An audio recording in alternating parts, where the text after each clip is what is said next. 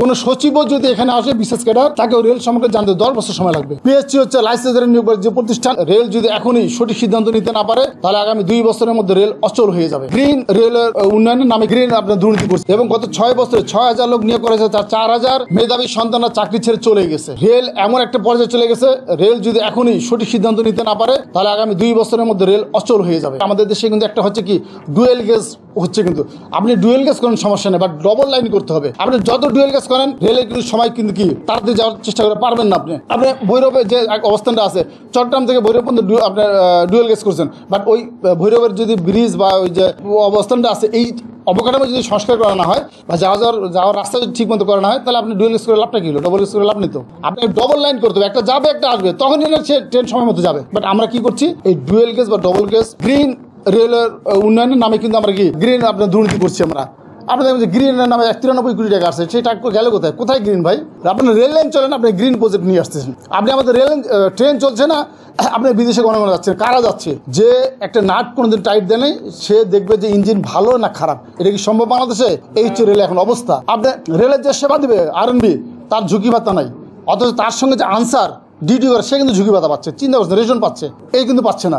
আমি ছোট ছিলাম যখন দেখছি বাবারা চাকরি করতো, আমরা ঘরে গিয়ে রেশন নিয়ে আসতাম। 3য় 4th শ্রেণীর সমস্ত কর্মচারী রেশন হতো, বাট আমরা এখন পাচ্ছি না। এমন জায়গায় চলে গেছে। পিএসসি নামে জনবল নিয়োগ করা হচ্ছে। পিএসসি হচ্ছে লাইসেন্সের নিয়োগ যে প্রতিষ্ঠান, এই কারণে বলবো তাদের একটা সিন্ডিকেট সারা দেশে আছে। এরা কি করে, যখন কোনো সার্কুলার হয় তাদের সিন্ডিকেটটা কি আগেই কন্ট্যাক্ট করে আপনার প্রক্সি দিয়ে এইভাবে জনবল নিয়োগ করছে। অর্থাৎ আমরা মনে করি বর্তমান রেল যেভাবে পরিচালনা হচ্ছে, এই পরিচালনা থেকে বের হয়ে আসতে হবে। রেলকে রেলের মতো পরিচালনা করতে দিতে হবে। রেলকে অবশ্যই স্বাধীনভাবে পরিচালনা করতে দিতে হলে রেল সুষ্ঠুভাবে চলবে। রেলপথ মন্ত্রণালয় এবং রেলের কাছে, অর্থ মন্ত্রণালয়ের কাছে এবং জনপ্রশাসনের কাছে আমরা অনুরোধ করবো যে আপনার রেলের একটি আসলে আজকে রেলকে একটা চরম সংকটের মুখোমুখি ফেলে চলে গিয়েছে ফ্যাসিস্ট। এই সংকট থেকে রেলকে উত্তরণ করতে হলে খুব সাহসিকতার সাথে কিছু কার্যক্রম নিতে হবে। তার মধ্যে ফ্যাসিবাদ মুক্ত প্রশাসন ব্যবস্থা করতে হবে এবং রেলের দুর্নীতি বিরুদ্ধে ব্যবস্থা নেওয়ার পদক্ষেপ দেখাতে হবে। পাশাপাশি কর্মচারীদের নিয়োগ বিধি 2020 সংশোধন করে দ্রুততার সাথে নিয়োগ এবং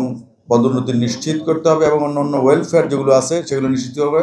স্পেশালি যারা বেতন পাচ্ছে না, এই যে টিএলআর বেতন পাচ্ছে না, অস্থায়ীরা চিৎকার করছে, তাদের করতে হচ্ছে, এই বিষয়গুলি খুব মানবিকতার সাথে অ্যাড্রেস করতে হবে এবং রেলের সমস্ত মানুষের লোকজনের মধ্যে এক ধরনের সাড়া জাগাতে হবে যে আমরা এই সংকট সময়ে রেল রক্ষার জন্য সবাই একসাথে কাজ করব। রেল যে উন্নতি করবে ডে টু ডে, কিন্তু সেটা না হয়ে অবনতি হয়েছে। যেমন আপনাদের যে এই যে পার্থিবের মধ্যে বিদ্যুতের যে বিশাল স্থাপনা ছিল, আপনাদের আনফর্চুনেটলি দেখলেন যে একটা সময় এইটা আপনার নষ্ট করে দেওয়া হয়েছে। তো এটা তো হইতে পারে যেখানে ডেভেলপমেন্টের জন্য নতুন নতুন প্রযুক্তি ইনক্লুড করা হয়, আর এত বড় একটা স্থাপনা সেটাকে বন্ধ করে দেওয়া হয়।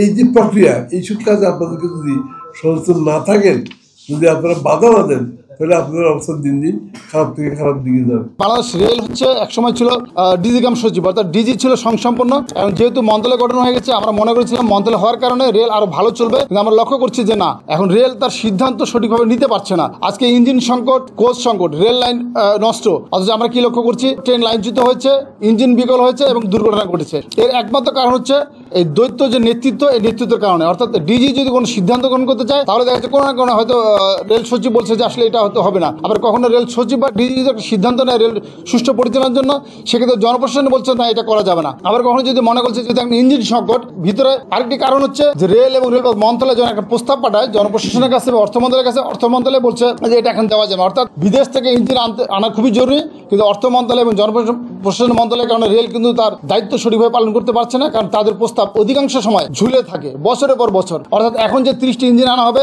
এটিও কিন্তু প্রস্তাব করার পরও ঝুলে আছে অর্থ মন্ত্রণালয়ের কারণে। রেল যদি সঠিকভাবে পরিচালনা করতে চায় তাহলে অবশ্যই ডিজির ক্ষমতা অত্যন্ত স্বাধীনভাবে কাজ করে তাকে দায়িত্ব দিতে হবে। রেল এখন জনবল যে সংকট, এর আরেকটি বড় কারণ হচ্ছে কি, আপনি গত 4 বছরে যে মেধার নামে জনবল নিয়ে করেছে রেল কিন্তু কারিগরি প্রতিষ্ঠান।